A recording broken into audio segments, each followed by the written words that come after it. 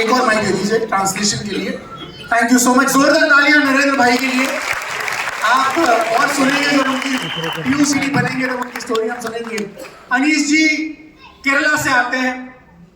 केरला के लिए कहा जाता है गॉड्स ओन कंट्री, भगवान का अपना देश। इतना खूबसूरत है कि भगवान का अपना देश कहा जाता है उसे। अनीश जी की कहानी हम सुनेंगे। साथ प्लीज मेरी मदद कीजिएगा। अनीश जी, आपके बारे में थोड़ा सा बताइए, about your family, about your background, about your education. Sir ഞാൻ 6 മക്കളിലാണ് ഏറ്റവും ചെറിയ ആളാണ്. 6ാമത്തെ മകനായിട്ടാണ് എനിക്ക് ജനനം. ഞാൻ ആദ്യമൊക്കെ ഞാൻ ഗോൾഡിൻ്റെ വർക്കാണ് ചെയ്തിരുന്നത്. ആ സമയത്താണ് ഒരു MLM കമ്പനിയിലേക്ക് അമേരിക്കയിലേക്ക് കടന്നു വരുന്നത് 2005. 2005 മുതൽ 2011 വരെ അമേരിക്കയിൽ വർക്ക് ചെയ്തു. ഒരു 20,000 രൂപയ്ക്ക് മുകളിൽ എനിക്ക് ഇൻകം ഉണ്ടാക്കാൻ സാധിച്ചിട്ടില്ല. അവിടെ 2011 സ്റ്റോപ്പ് ചെയ്തു. പിന്നെ മോണാവിയിൽ വർക്ക് ചെയ്തു. അവിടെയും വലിയ നേട്ടം ഉണ്ടാക്കാൻ സാധിച്ചില്ല. അങ്ങനെ ഇരിക്കുന്ന സമയത്താണ് ഈ business opportunity 2017 Sudheesh Marnad and Sreedas Karvi രണ്ടുപേരും എൻ്റെ വീട്ടിലേക്ക് വന്ന് എനിക്ക് കാണിച്ചു തരുന്നത്. ആ സമയത്ത് എൻ്റെ വൈഫ് വളരെ എഗൻസ്റ്റ് ആയിരുന്നു, വളരെ എതിർത്തു. കാരണം എൻ്റെ വീട്ടിൽ ആര് വന്നാലും ശത്രുക്കൾ വന്നാലും അവർക്ക് കുടിക്കാൻ വെള്ളം കൊടുക്കണമെന്നാണ് എൻ്റെ അമ്മ എന്നെ പഠിപ്പിച്ചിട്ടുള്ളത്. ഇവർക്ക് ഒന്നും കുടിക്കാൻ പോലും ഒന്നും കൊടുത്തില്ല. मैं एक लोअर मिडिल क्लास फैमिली में पैदा हुआ था. उसमें 6 बच्चे हैं and I am the youngest. जो लास्ट है वो यही है. और गोल्ड स्मिथ का भाई वो खेती मतलब पूरे फैमिली गोल्ड स्मिथ का काम करता है. तो ये भी बाय प्रोफेशन में है. पढ़ाई भी नेचुरली किया था. और डायरेक्ट सेलिंग इंडस्ट्री में 2005 में आया था. एक फॉरेन कंपनी जो आप नाम नहीं सुना होगा उन्हें, तो उसमें आया था. 2011 तक काम किया, बहुत ज़्यादा काम किया. और उनको लाखों का कर्जा हो गया. फिर उसके बाद उसको ओवरकम करने के लिए उन्होंने जो दूसरा कंपनी आए थे फॉरेन, तो उसमें भी ज्वाइन किया. तो भी बहुत ज़्यादा काम किया, मगर उसमें भी बहुत ज़्यादा नुकसान हुआ था. और जब 2017 में रात को 10 बजे मैं और श्रीदास गाड़ी चला के इनके घर गया था बिजनेस प्लान दिखाने के लिए. तो उनको विस्टिज के बारे में ऑलरेडी मालूम था. तो मगर इनकी घर वाली इतनी नेगेटिव थी कि इनकी वाइफ जो अगर कोई एनिमी भी आए तो भी चाय देते हैं. इनका घर का मतलब वो संस्कार ऐसा है. मगर हम आए, वो घर से बुलाने के बावजूद भी रूम से बाहर आए, हमें मिलने के लिए तैयार नहीं था. डायरेक्ट सेलिंग करते हुए कितने साल हो गए थे आपको जब वेस्टीज आपके पास आया? 2005 में स्टार्ट किया था. 2005 में डायरेक्ट सेलिंग बिजनेस शुरू किया था. 20 साल हो गए आपको. और वेस्टीज कब आया? 2017 में आया. तो 17 में बहुत नेगेटिव थे, वेरी मच नेगेटिव. वेस्टीज आया और आपने चीजें आगे बढ़ाई. मैं ये अनीश जी को आज यहाँ पर इसलिए बिठाया, अभी आपने सुना एक व्यक्ति जिसे डायरेक्ट सेलिंग का कोई एक्सपीरियंस नहीं था. अनीश जी को इंडस्ट्री में 20 साल हो गए हैं आज. 2005 में शुरू किया, 2025 आ गया.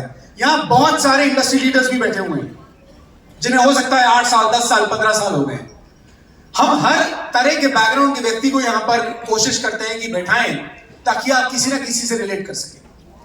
नो इंडस्ट्री बैकग्राउंड, 1 लाख रुपए महीने की इनकम.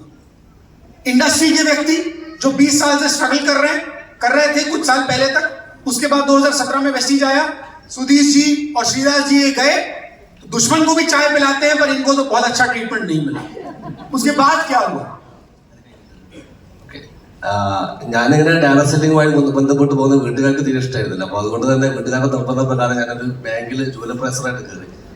ആ സമയത്താണ് ഈ ഒരു ബിസിനസ് എന്നെ കാണിക്കുന്നത്. ഞാൻ ബിസിനസ് രണ്ടും കൂടി ചെയ്യാൻ തീരുമാനിച്ചു. പക്ഷേ എൻ്റെ വീട്ടുകാരും ജ്യേഷ്ഠനും എല്ലാവരും എഗൻസ്റ്റ് ആയിരുന്നു. ആ സമയത്തൊക്കെ ഞാനും എൻ്റെ വൈഫും അമ്പലത്തിൽ ഒരുമിച്ച് പോകും. അമ്പലത്തിൽ പോയി കഴിഞ്ഞാൽ വഴിപാടുകൾ ചെയ്യും. ഞാൻ വഴിപാട് ചെയ്യുന്നത് എനിക്ക് വെസ്റ്റിജിൽ കൂടി വിജയിക്കാനാണെങ്കിൽ എൻ്റെ ഭാര്യ വഴിപാടുകൾ ചെയ്യുന്നത് ഞാൻ വെസ്റ്റിജിൽ നിർത്താൻ വേണ്ടിയിട്ടായിരുന്നു. तो जब हम इनको मिलने के लिए गए थे तब इन्होंने घर वाले पूरे मतलब इनके ब्रदर, भाई, सब वाइफ सब अगेंस्ट है, क्योंकि कर्जा इतना ज़्यादा बड़ा बना दिया था इन्होंने.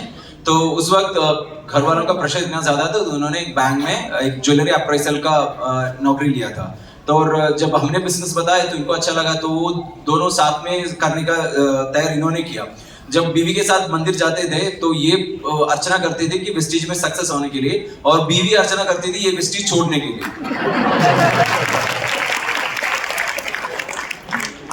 तो इस चैलेंज के साथ आपने कैसे फाइट किया था? എനിക്ക് ഈ ഡയറക്ട് സെല്ലിങ്ങിൽ അത്രയും വിശ്വാസം ഉണ്ടായിരുന്നു. എന്റെ ഭാവി ഡയറക്ട് സെല്ലിങ്ങിലൂടെ ആണെന്നൊരു തോന്നൽ എനിക്കുണ്ടായിരുന്നു. അതുകൊണ്ടാണ് ഞാൻ അതിൽ എന്ത് വന്നാലും വിട്ടുപോവാതെ പിടിച്ചു നിന്നത്. പക്ഷെ അത്രമാത്രം നെഗറ്റീവ് സിറ്റുവേഷനിലും എനിക്ക് പിടിച്ചു നിൽക്കാൻ സാധിച്ചു എന്നുള്ളതാണ്. डायरेक्ट सेलिंग में बिलीव इतना ज्यादा था कि मुझे पता था कि फ्यूचर में मेरा फ्यूचर डायरेक्ट सेलिंग से ही अच्छा होगा, तो भले कुछ भी मुश्किल आए मैं छोड़ूंगा नहीं, वो तय करके ही काम कर रहे थे. आपको डायरेक्ट सेलिंग में भरोसा था, कैसे भरोसा आया? ड्राइविंग फोर्स क्या है कि जिसने आपको 20 साल तक डायरेक्ट सेलिंग बिजनेस में टिकाए रखा है? इससे भरोसा नहीं टूटा. आपने पैसा कमाया नहीं कमाया वो अलग बात है, पर क्या भरोसा रहा जो 20 साल से आपको टिकाए हुए? ഞാൻ ഈ ഓപ്പർച്യൂണിറ്റിക്ക് വരുന്ന ഡയറക്ട് സെല്ലിങ്ങിലേക്ക് വരുന്ന സമയത്ത് ആരോടും സംസാരിക്കാത്ത ഒരു വ്യക്തിയായിരുന്നു. കുടുംബത്തില് കല്യാണങ്ങൾക്ക് പോവില്ല, ഒരാള് മുമ്പിൽ വന്നത് അവരെ കാണാൻ നിൽക്കില്ല, അങ്ങനെ ആരോടും മുഖത്ത് നോക്കി സംസാരിക്കാത്ത ഒരു വ്യക്തിയാണ്. അതിൽ നിന്ന് എനിക്കൊരു സ്റ്റേജ് പ്രസൻസും ഞാനിങ്ങനെ ആളുകളോട് കോൺഫിഡന്റ് ആയിട്ട് സംസാരിക്കാനൊക്കെ ധൈര്യം കിട്ടിയത് എനിക്ക് ഡയറക്ട് സെല്ലിങ്ങിലാണ്. അതായിരുന്നു എന്നെ ഇത് പിടിച്ചു നിർത്തിയത്. जब ये डायरेक्ट सेलिंग इंडस्ट्री के आने के पहले मैं किसी से बात ही नहीं करता था, बहुत इंट्रोवर्ट था, कोई भी फंक्शन हो कहीं नहीं जाते थे, पीछे रहते थे हमेशा. मगर इस इंडस्ट्री में आने के बाद मेरा पर्सनालिटी डेवलपमेंट इतना ज्यादा हो गया, तो कि मुझे पता था कि अगर मेरा अंदर इतना चेंजेस ये इंडस्ट्री बना सकता है तो मेरे लाइफ में भी बना पाएगा. आपको भरोसा था डायरेक्ट सेलिंग से कुछ होगा, फिर आपने कैसे पार्ट टाइम में किया? क्योंकि आप बैंक में जॉब कर रहे थे, आप वेस्टीज भी कर रहे थे, पार्ट टाइम में कैसे बिजनेस बिल्ड किया आपने? टाइम मैनेजमेंट कैसे हुआ? ഞാൻ ബാങ്കിലേക്ക് പോകുന്നത് 9:30 മണിക്ക്, രാവിലെ 9:30 ബാങ്കിലേക്ക് പോകും. അവിടെ നിന്ന് 6:30 ഞാൻ ബാങ്കിൽ നിന്ന് ഇറങ്ങി കഴിഞ്ഞാൽ എനിക്കൊരു ഫാൻസി ഷോപ്പ് ഉണ്ടായിരുന്നു. നേരെ ഞാൻ ഫാൻസി ഷോപ്പിലേക്ക് പോകും. ആ ഫാൻസി ഷോപ്പ് അടച്ചിട്ട് വീട്ടിലേക്ക് എത്തുന്നത് രാത്രി 11:30 മണിക്കാണ്. അതായത് എന്റെ വർക്കിംഗ് ടൈം പറഞ്ഞാൽ രാവിലെ 9:30 മുതൽ രാത്രി 11:30 വരെയാണ് എന്റെ വർക്കിംഗ് ടൈം എന്ന് പറഞ്ഞത്. അപ്പൊ ഞാൻ സൺഡേ മാത്രം ഉപയോഗിച്ചിട്ടാണ് ഈ ബിസിനസ് ബിൽഡ് ചെയ്തത്. അതുകൊണ്ട് തന്നെ 1 വർഷം എടുത്തിട്ടാണ് ഡ്രോൺസ് ഡയറക്ടർ ആയത്. അന്ന് ഞങ്ങൾ വിളിച്ചിരുന്നത് സൺ ഡയറക്ടർ എന്നായിരുന്നു. जब वेस्टी स्टार्ट किया था तब सुबह 9:30 को नौकरी के लिए जाता था, 6:30 बजे तक नौकरी होता था. फिर उसके बाद उन्होंने वेस्टी ज्वाइन करने के पहले ही एक फैंसी शॉप खोल के रखा था दोस्त के साथ. वो दोस्त भी अभी यहाँ पे, तो वो वहां पे शॉप में जाता था. 11:30 बजे तक वो शॉप में था. तो फ्री टाइम मिलते थे सिर्फ संडे में. तो संडे काम करके 1 साल में ब्राउन्स डायरेक्टर हुआ. तो सब बुलाते थे संडे ब्राउन्स, ऐसे बुलाते थे उस वक्त. संडे ब्रॉन्स. कितने रुपए की इनकम हुई आपकी ब्रॉन्स बनने के बाद? 10,000. 30,000? 10,000, 10,000 रुपए मिले, तो भी भरोसा रहा? വിശ്വാസം. उसके बाद फिर क्या हुआ? समय कैसे निकाला? അത് കഴിഞ്ഞ് പിന്നെ കോവിഡിന്റെ സമയത്താണ് ഞാനിങ്ങനെ പോയി ഡയമണ്ട് ഡയറക്ടർ എത്തിയ സമയത്താണ് കോവിഡ് 2 LOB ഉണ്ട്. അപ്പൊ കോവിഡിന്റെ സമയത്ത് ചലഞ്ചുകൾ വന്നു. അപ്പൊ ഞാൻ എന്തായാലും ജോലി റിസൈൻ ചെയ്തുകൊണ്ട് ബിസിനസ് ചെയ്യാൻ തീരുമാനിച്ചു. ജോലി റിസൈൻ ചെയ്തു. ആ ജോലി റിസൈൻ ചെയ്ത മാസം തന്നെ എന്റെ മെയിൻ ടീമായിട്ടുള്ള വ്യക്തി, അതിന്റെ ലീഡേഴ്സ് എല്ലാം ഒരു സ്കീമിലേക്ക് പോയി. കൂടാതെ എന്റെ രണ്ടാമത്തെ ടീമിലെ ലീഡേഴ്സിനും പോയി. അപ്പൊ ഞാൻ ആ സമയത്തൊക്കെ ഒരു 40,000-50,000 രൂപ വരുമാനത്തിൽ നിന്ന് ഞാൻ വെറും 2,000 രൂപയിലേക്ക് താഴ്ന്നു. അപ്പൊ എനിക്ക് ജോലിയില്ല, എന്റെ വരുമാനം വെറും 2,000 രൂപ, എന്റെ മകളുടെ ഫീസ്, എന്റെ കുടുംബം നോക്കുന്ന എല്ലാ കാര്യങ്ങളും എന്റെ കയ്യിലുള്ളത് ആകെ 2,000 രൂപയാണ്. വെച്ചിന് കിട്ടുന്നത് ഓൺലി 2,000 റുപ്പീസാണ്. ആ സമയത്ത് എന്റെ മൈൻഡ് സെറ്റ് നെഗറ്റീവായി. ഞാൻ ഫുള്ള് നെഗറ്റീവിലേക്ക് പോയി. കാരണം ഞാൻ വന്ന ടീം ശരിയല്ല, ഞാൻ വന്ന വിന്നിംഗ് ടീം ശരിയല്ല, ഒന്നും ശരിയല്ല. ഇവിടെ വന്നാൽ എനിക്ക് വിജയിക്കാൻ പറ്റില്ല, ഇവിടുന്ന് എങ്ങനെയെങ്കിലും എനിക്ക് മാറണം. ഓരോന്ന് ചിന്തിച്ചു. ആ സമയത്ത് അപ്ലൈനുമായിട്ടുള്ള കണക്ടിവിറ്റി ഓൺലി ക്രോസ് ലൈനുമായിട്ടുള്ള കണക്ടിവിറ്റി മാത്രം, ആകെയുള്ള കണക്ടിവിറ്റി ക്രോസ് ലൈൻ മാത്രം. അപ്ലൈനുമായിട്ട് ഒരു കണക്ടിവിറ്റി എനിക്കില്ല. ആ സമയത്ത് പിന്നെ എങ്ങനെയെങ്കിലും ടീം മാറണം ചിന്ത മനസ്സിൽ വന്നു. അങ്ങനെ അപ്ലൈൻ്റെ അടുത്ത് ഞാൻ NOC ചോദിച്ചു. NOC ചോദിച്ച സമയത്താണ് അപ്ലൈൻ എൻ്റെ അടുത്ത് FRU വരാൻ പറഞ്ഞത്. तो कोविड के वक्त था, शॉप सब बंद हो गया. फिर उस वक्त पार्ट टाइम में हर जगह करते ये डायमंड डायरेक्टर हुआ और अच्छे स्ट्रक्चर भी अच्छा हुआ 2 लाख LOB के साथ. जब 40,000 के ऊपर इनकम आ रहा था तो इन्होंने डिसाइड किया उनको जॉब छोड़ दिया इन्होंने. मगर जिस टाइम पे इन्होंने जॉब छोड़ दिया उस वक्त उसी मतलब थोड़ी टाइम पे एक स्कीम आया था. केरला में बहुत ज्यादा स्कीम आते हैं. एक स्कीम आया था जिसमें इनका 2 लाख जो LOB आ गया पूरा उसमें चला गया. तो वहां से उन्होंने फिर से नीचे गिरा ब्राउन्स डायरेक्टर, जहां पे उनको 2,000 इनकम था. जो नौकरी भी छोड़ दिया और फैमिली का बच्चों का फीस भी पे करने नहीं कर पा रहे थे. क्या करे ये भी नहीं कर पा रहे थे. इतना ज्यादा नेगेटिव हुआ तो ये अपलेन से बात करना छोड़ दिया. और जो क्रॉस लाइन है वहां से ऑटोमेटिकली कम्युनिकेशन बढ़ गया. वो क्रॉस लाइन कम्युनिकेशन इतना ज्यादा बढ़ गया कि इनको ये लग गया कि टीम सही नहीं है.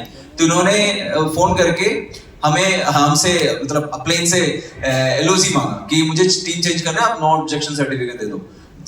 तो हम फिर हमने कहा चलो करेंगे, मगर FRU एक इवेंट है, वहां जाने की बात करेंगे। आप देख रहे हैं गलतियां होती हैं, आप देख रहे हैं डायमंड पे जाके भी सांप खा जाता है, डायमंड पहुंचे सांप ने खा के वापस ब्रॉन्ज पे आ गए। जिंदगी सांप सीढ़ी का खेल है, अगर फायदा होता है तब हम खुश होते हैं, तो हमें इस बात के लिए तैयार रहना चाहिए कि हो सकता है सांप खा जाएगा और कुछ समय के लिए दुख भी आ सकता है। जिंदगी ये उतार चढ़ाव बने रहते हैं, जिंदगी हो चाहे बिजनेस हो, और ये उतार चढ़ाव आया, वापस ब्रॉन्ज पे आ गए। अपलाइन को लगा कि टीम ठीक नहीं है, अपलाइन से एनओसी मांगी, अपलाइन ने बहुत स्मार्ट काम किया। अपलाइन भी यही बैठी, दोनों अपलाइन जिन्होंने प्लान दिखाने गए थे, अपलाइन ने बहुत स्मार्ट काम किया, दे देंगे एनओसी, एक बार फैमिली यूनियन में आ जाओ। हैदराबाद फैमिली यूनियन में आ गए, तब क्या हुआ, तब क्या लगा फैमिली यूनियन में आके? ഞാൻ NOC ചോദിച്ച സമയത്ത് പിന്നെ ഇങ്ങനെ ഫാമിലി റിയൂണിയൻ എന്ന് പ്രോഗ്രാം വരുന്നുണ്ട്, അപ്പോൾ ആ പ്രോഗ്രാം നിങ്ങൾ അറ്റൻഡ് ചെയ്ത ശേഷം നിങ്ങൾ തീരുമാനിച്ചാൽ മതി എന്ന് പറഞ്ഞു. അപ്പോൾ എന്തായാലും ഈ ഒരു പ്രോഗ്രാം കൂടി തീരുമാനം എടുക്കുക എന്നുള്ള രീതിയിൽ ഞാൻ ആ പ്രോഗ്രാം അറ്റൻഡ് ചെയ്യാൻ തീരുമാനിച്ചു. അന്ന് എൻ്റെ കയ്യിൽ പൈസ ഇല്ല, കാരണം പണമില്ല. ഞാൻ പലിശയ്ക്ക് പണം എടുത്തിട്ടാണ് ഞാൻ അന്ന് ആ പ്രോഗ്രാം അറ്റൻഡ് ചെയ്തത്. ആ പ്രോഗ്രാം അറ്റൻഡ് ചെയ്ത സമയത്താണ് വിന്നിൻ ടീം എന്ന് പറയുന്ന ഈ പ്രസ്ഥാനം ഇത്രമാത്രം വലുതാണെന്നുള്ളതും, വിന്നിൻ ടീം ഒരുപാട് ആളുകളുടെ ജീവിതം മാറ്റുന്നുണ്ടെന്നുള്ളതും, പിന്നെ ഇവിടെ മാറ്റം വരുത്തേണ്ടത് എനിക്കാണെന്നുള്ളതും, ഞാൻ മാത്രം മാറിയാൽ ബാക്കിയെല്ലാം ശരിയാവും എന്നുള്ളൊരു തിരിച്ചറിവ് എനിക്ക് അവിടെ നിന്നാണ് കിട്ടിയത്. അവിടെ നിന്ന് ഞാൻ മാറാൻ തയ്യാറായി. കാരണം ഞാൻ മാറ്റം വിന്നിൻ ടീമിന്റെ സിസ്റ്റം ഞാൻ സിസ്റ്റത്തിലേക്ക് പ്ലഗ് ചെയ്തു. വിന്നിൻ ടീമിന്റെ സിസ്റ്റം എന്താണോ പറയുന്നത് അത് ഫോളോ ചെയ്യാൻ തുടങ്ങി. അതിനുശേഷം എൻ്റെ ഓരോ ലെവലുകൾ ഞാൻ ക്രൗണായി, എൻ്റെ ചെക്കുകൾ കൂടാൻ തുടങ്ങി. 1 ലക്ഷം രൂപയ്ക്ക് മുകളിൽ വരുമാനം എത്താൻ എന്നെ ഹാപ്പിയായി, എൻ്റെ വൈഫും എൻ്റെ കുടുംബവും ഹാപ്പിയായി. ഇന്ന് എനിക്ക് പണം തടസ്സമില്ലാതെ എനിക്ക് മുന്നോട്ട് പോകാൻ സാധിക്കും. ताली तो कुछ लोगों को समझ में आ गई शायद, नहीं कई ठीक है, मलयालम भी आ रही है, वो सब सारी बातें समझ में आ रही है। तो ये था, तो ठीक है, तो FRU आने का तैयार किया था क्योंकि NOC मिलना था, तो पैसे नहीं था, पैसे इंटरेस्ट में अरेंज किया, फैमिली यूनियन में आए, अटेंड किए, मगर फैमिली यूनियन अटेंड करने के बाद इनको पता चल गया विनिंग टीम क्या है। तो उस वक्त उन्होंने उस फैमिली यूनियन को पता चल गया, क्योंकि हैदराबाद आया था तो इतना ज्यादा क्वालिफिकेशन सब देखे थे, तो उन्होंने ये उनको समझ में आया था कि अगर मैं चेंज होगा तो मेरा जिंदगी भी चेंज हो सकता है, बिजनेस चेंज हो सकता है, प्रॉब्लम मुझ में है। तो इन्होंने स्टार्ट करना चेंज किया, जो सिस्टम बोल रहा है, जो विनिंग टीम बोल रहा है, उसी तरह हर चीज करना फॉलो किया। धीरे धीरे बिजनेस सब इतना ज्यादा बढ़ गया कि crown director with 1 lakh qualify कि इन्होंने अब ऐसी जिंदगी जी रहे हैं जहां पे पैसे की दिक्कत ना हो। भाभी सपोर्ट करती है, भाई सपोर्ट करती है। ഇപ്പോൾ വളരെ സപ്പോർട്ടാണ്. ഞങ്ങൾ രണ്ടുപേരും ഒരുമിച്ചാണ് ഈ ബിസിനസ് ചെയ്തുകൊണ്ടിരിക്കുന്നത്. अभी भाभी बहुत ज्यादा सपोर्ट करती है, साथ में देते हैं, और हमें स्पेशल चाय मिलते हैं जब भी इनके घर जाते हैं।